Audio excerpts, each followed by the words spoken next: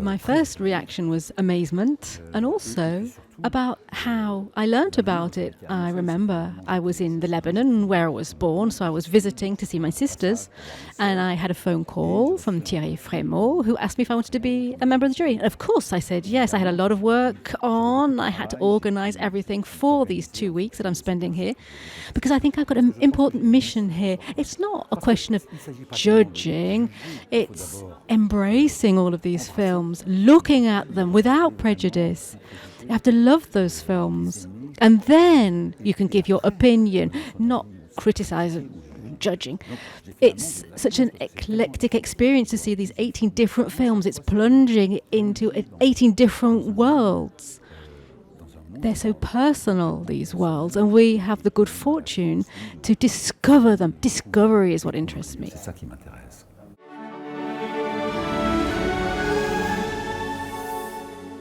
For myself, I'm always very harsh when I'm composing music. I'm very demanding on myself, but here, it's not the same thing. This is about, as I've already said, taking something in its whole, in its entirety, taking everything into account.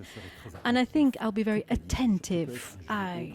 That's what I will be. I'll be attentive, and then I will shortly speak out under our president, Mr. Almodovar. I'll say what I think and hope that that will contribute to this coming together of eminent jury members.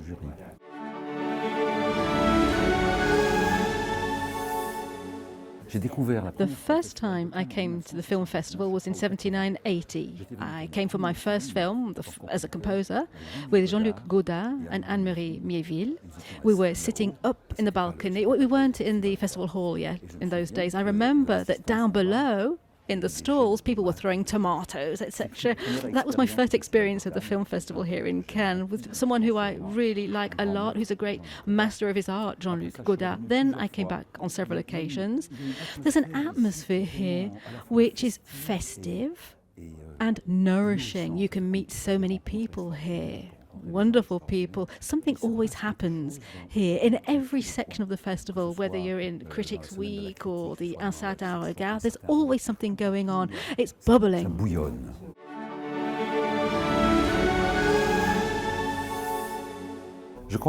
I think it was the last time I came with my young friend, filmmaker Xavier Dolan, and he was applauded and acclaimed after the screening of It's Only the End of the World. He was terrorized beforehand about the screening, and we hugged, and it was my best memory.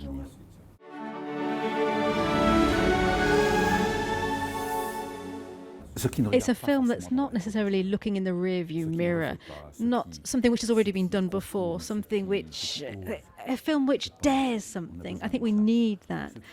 A film which dares new things and which isn't only aiming to entertain, but also to inform, to teach, and to raise us up.